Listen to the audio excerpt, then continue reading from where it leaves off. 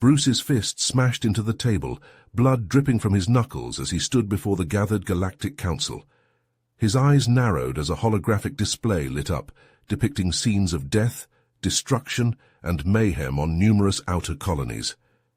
This was the work of the merciless Tak-Tak, fierce alien raiders pillaging across the galaxy. Bruce would put an end to their rampage or die trying. The Tak-Tak were ruthless marauders who respected only strength and combat prowess. For months the Council had tried diplomacy, sanctions, negotiations, but nothing could stem the rising Tak-Tak threat. Bruce was the Council's last resort, their nuclear option. This grizzled, battle-hardened human soldier was known for his grit, wits, and unconventional tactics. "The Tak-Tak will submit to galactic law or be destroyed," Bruce growled. "I'll infiltrate their ranks, earn their trust, challenge their warlord to a duel. When I bash his skull in, they'll have no choice but to fall in line." The Council members glanced at each other uneasily. The plan was audacious, dangerous, with the slimmest chance of success. But what other choice did they have? Across the galaxy, the corpses of enslaved humans were piling up, colonies burned, ships destroyed. The Tak-Tak had to be stopped here and now, or they would rampage unchecked until everything was ashes. "And you realize you'll likely die on this mission?" the Councillor said gravely. "The chances of you actually defeating the Tak-Tak warlord in single combat are virtually zero." Bruce let out a snort of derision, slamming a fresh magazine into his pulse rifle. "Never tell me the odds. I'm the best chance you've got. Give me a stealth ship, some big guns, a crash course in Tak-Tak culture. I'll get it done, or die trying." His eyes flashed with deadly purpose. "It's time I show those Tak-Tak bastards what it means to tangle with the human race. They want blood? I'll give them their fill." Bruce's stealth ship knifed through the thick atmosphere of the Tak-Tak homeworld, bucking in the turbulence as he guided it down to a remote wilderness landing site. He emerged into a landscape of jagged obsidian cliffs and bubbling lava pits, the brutal gravity pressing down on him like a hydraulic press. This place would kill an ordinary human in minutes, but Bruce was no ordinary human. He stripped off his Terran combat armor and donned a suit of Tak-Tak battle gear crafted from the hides of monstrous beasts, a snarling helmet, a chest piece of interlocking scales, greaves fashioned from razor-taloned feet. In this get-up, Bruce could pass as one of these skull-crushing alien marauders. He set out across the hellscape, following a faint trail until he heard the hunting cries of a Tak-Tak war party. Bruce crested a ridge to see a pack of young Tak-Tak warriors, locked in bloody combat, with a gargantuan six-legged predator, all acid-spraying mandibles and slashing claws. This was some kind of coming-of-age ritual hunt, with the warriors fighting to prove their battle prowess. Bruce hefted his pulse rifle and charged into the fray. He ducked and rolled as the monster spat globs of corrosive bile, coming up firing. The beast's carapace skimmered with the impact of Bruce's rounds. The Tak-Tak turned in surprise to see the strange warrior joining their hunt. Bruce holstered his rifle and drew a long curved bone blade in each hand. He nimbly vaulted over a scything claw, using the monster's own leg as a springboard to launch himself onto its back. The beast reared and bellowed, trying to shake him off, but Bruce held on, driving his blades into the chinks between its armored plates. Tak-Tak ichor sprayed as he repeatedly stabbed and slashed. With a shuddering groan, the beast toppled over, its legs twitching spasmodically. The Tak-Tak cheered as Bruce leapt down from the vanquished carcass, drenched in alien blood, but still standing tall. The hunt leader slapped Bruce on the back in a warrior's salute. "Never seen moves like that before. What's your name, stranger?" "I am Greykar," Bruce said, using the Tak-Tak name he had selected for his false identity. "I come from a distant village. I seek to prove my strength to the Sire Father." The hunt leader nodded in approval. "You've got guts and skill, Greykar. Come back with us. There's more beasts to be slain, more glory to be won." And so Bruce, now Greykar, was welcomed into the hunting party, the first step of his infiltration complete. In the days that followed, he dove headlong into the brutal training regimens of Tak-Tak warriors, running until his lungs screamed, fighting until his knuckles cracked, learning the ways of claw and spear and plasma lance. He endured hazing rituals that would have killed a lesser man, always getting back up for more, earning the respect of his fellow warriors through displays of sheer tenacity. Bruce's human ingenuity and outside-the-box thinking allowed him to distinguish himself in the combat trials, rapidly rising through the ranks. Word of the uncannily fierce and crafty warrior reached the ears of the Sire-Father himself. Bruce soon found himself invited to a great feast in the Sire-Father's hall, a labyrinthine space of vaulted bone and hides. As he entered the Sire-Father's long hall, Bruce's senses were assaulted by a miasma of roasting flesh, clashing tuk-tuk voices, and the coppery scent of blood. He had to navigate a treacherous labyrinth of tuk-tuk customs and power plays, joining in raucous boasts and drinking caustic tuk-tuk grog. One false move or cultural misstep could betray him as an outsider, an interloping human, putting the lives of untold galactic citizens at risk. But this was what he had trained for. He would see the mission through or die trying. As Bruce sat among the tuk-tuk warriors at the feast, he kept his ears open, always listening for any scrap of intel that could aid his mission. Amidst the raucous laughter and clashing of tankards, he caught whispers of a legendary artifact known as the Heart of the Mountain. This powerful relic was said to grant immense strength and power to whoever possessed it, and was hidden deep within the tuk-tuk's sacred caves. Bruce's mind raced with the possibilities. If he could claim the Heart of the Mountain, he could challenge the Sire-Father directly, defeating him in single combat and assuming leadership of the tuk-tuk. With their most powerful warrior as his puppet, Bruce could end their campaign of terror and bring them to heel under galactic law. But first, he would need to locate these sacred caves. Bruce slipped away from the feast early, returning to his quarters. There he activated a small, concealed device, a high-tech mapper that used advanced human technology to scan and chart even the most treacherous of terrains. Bruce pored over the holographic display, searching for any clues to the cave's location. Deep in the night, Bruce set out, the mapper guiding him across the brutal landscape. He trekked through fields of razor-sharp obsidian, skirted bubbling acid pools, and crawled through tunnels that reeked of sulfur. Bruce's enhanced physique, a product of the best human bioengineering, allowed him to endure conditions that would kill an ordinary man. But the environment was not the only danger. Bruce soon found himself stalked by one of the tuk-tuk's fiercest predators, a Skarax, a nightmarish fusion of fangs, spines, and rippling muscle. Though Bruce was armed only with a bone knife, he managed to lure the beast into a narrow crevice and collapse the entrance behind it, entombing it in stone. As he journeyed deeper into the wilderness, Bruce encountered a rival tuk-tuk clan, their warriors adorned with the painted skulls of their enemies. They viewed Bruce, an outsider, as a trespasser on their ancestral hunting grounds. Bruce was forced to fight his way through their lines, his human agility and unorthodox fighting style catching them off guard.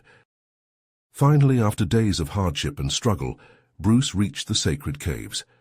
But as he made to enter, a massive figure emerged from the shadows. It was a tuk-tuk guardian, one of the ancient breed tasked with protecting the secrets of the caves.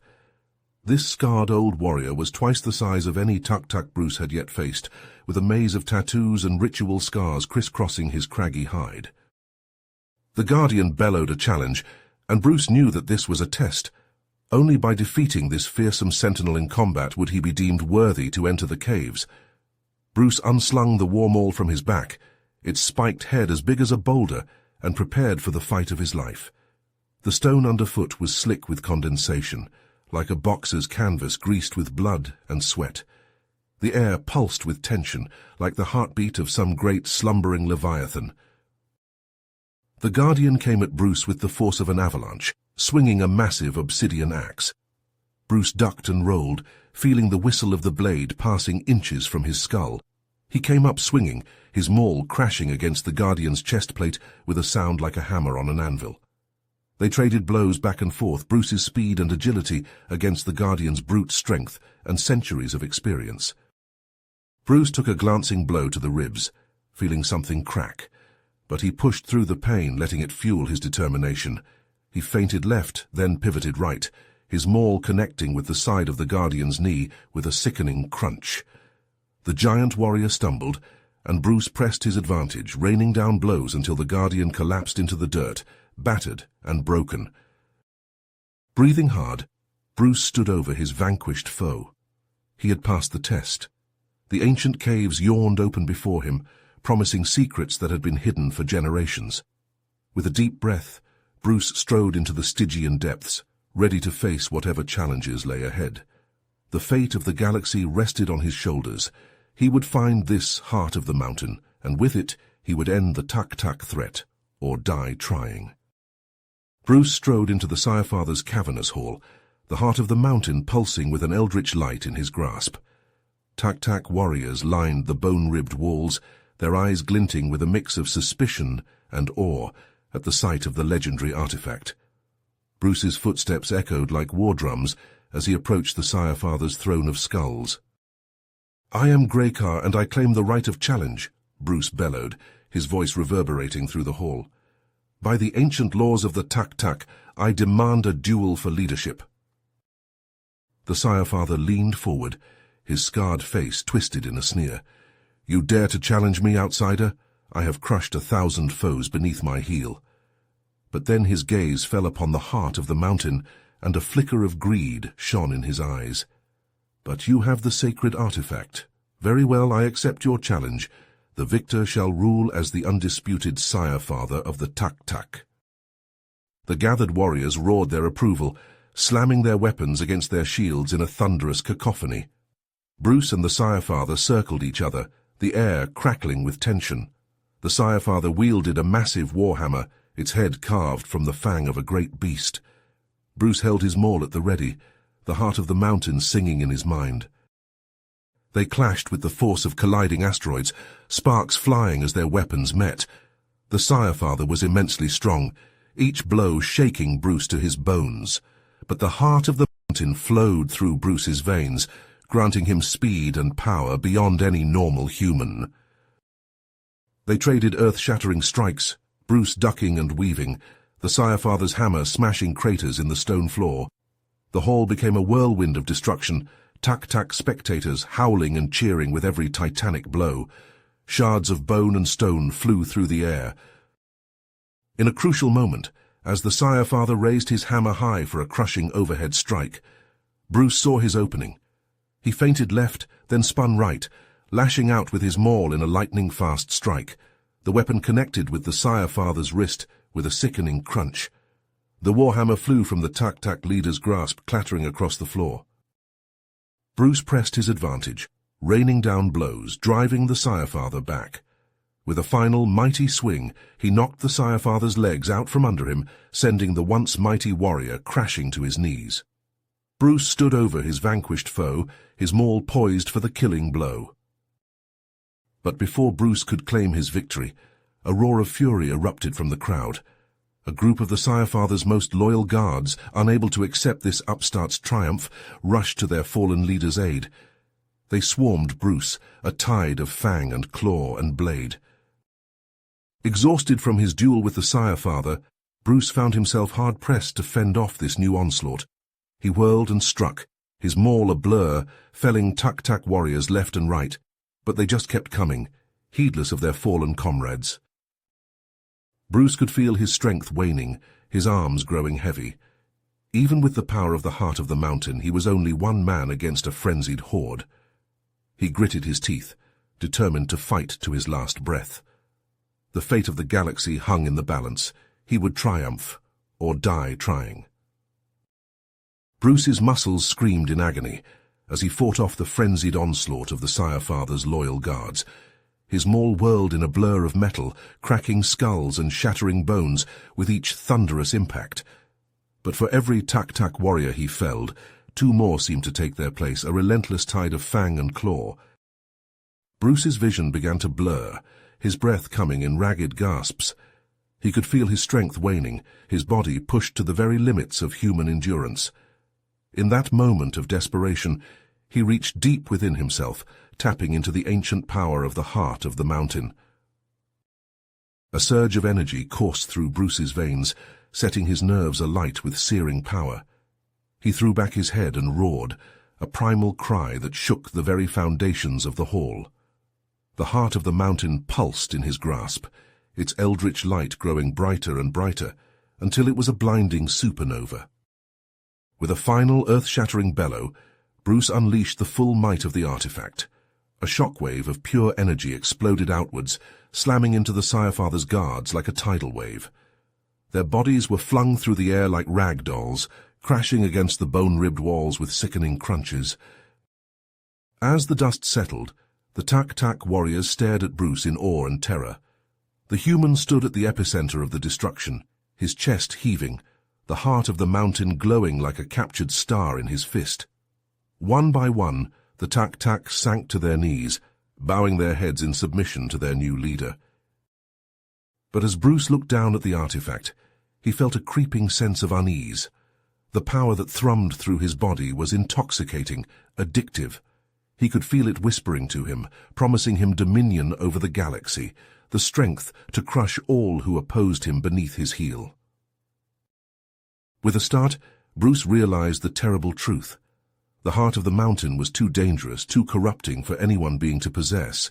If he kept it, he would become no better than the Sire-Father, a tyrant ruling through fear and brutality. In a single decisive motion, Bruce raised the heart of the mountain above his head. The Tak-Tak warriors watched in confusion and growing anger as he brought it crashing down against the stone floor. The artifact shattered in a blinding flash of light, its power dissipating in a swirling vortex of energy. The hall erupted in chaos, the Tak-Tak roaring in fury and disbelief. They surged forward, demanding answers, their voices rising in a cacophony of rage. Bruce held up his hands, his voice booming out over the tumult. "Listen to me," he roared. "The heart of the mountain was a lie, a false power that would have enslaved us all. True strength lies within each of you, in your courage, your honor, your compassion. For too long, the Tak-Tak have been shackled by a cycle of violence and conquest. But it doesn't have to be that way. You have the potential for greatness, for justice and peace. The choice is yours." A silence fell over the hall as Bruce's words sank in. The younger Tak-Tak, those who had grown weary of the endless bloodshed, began to nod, Bruce's message resonating in their hearts. But the old guard, those loyal to the Sire-Father's brutal ways, snarled in defiance. Tensions rose, the air crackling with the promise of violence. The progressive faction, those inspired by Bruce's vision, rallied around him, forming a protective circle. The old guard bared their fangs, brandishing their weapons and howling for blood. With a crash of steel on steel, the hall erupted into a civil war, Tak-Tak against Tak-Tak.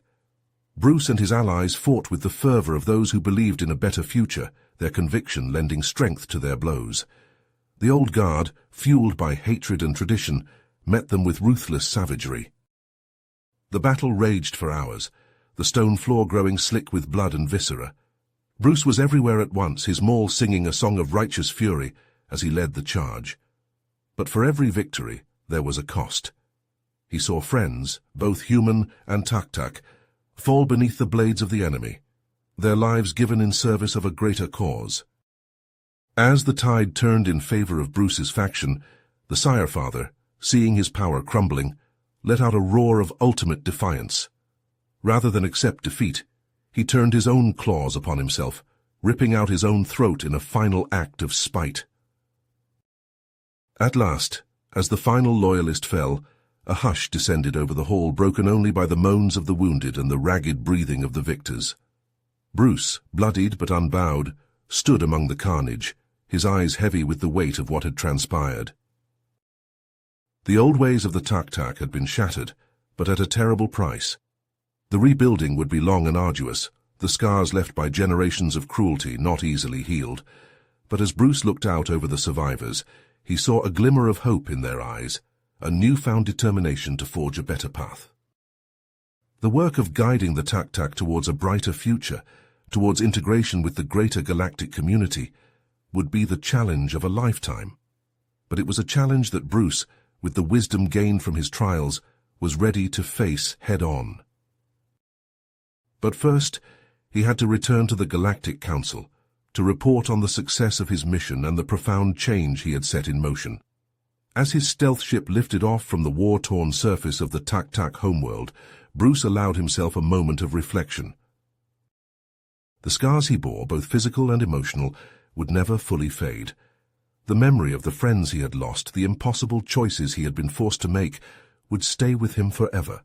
In the pursuit of peace, he had sacrificed a part of himself, a price that only a true hero would be willing to pay. As he set his course for the heart of the galaxy, Bruce knew that his journey was far from over.